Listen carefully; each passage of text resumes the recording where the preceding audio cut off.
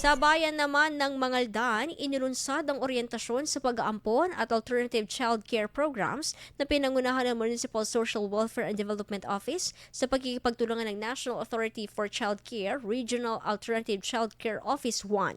Tinalakay sa oryentasyon ang mahalagang aspeto ng Domestic Adoption at Alternative Child Care Act, kabilang ang proseso ng Pre-Adoption Forum, Documentary Requirements, Assessment at ang Foster Care Program.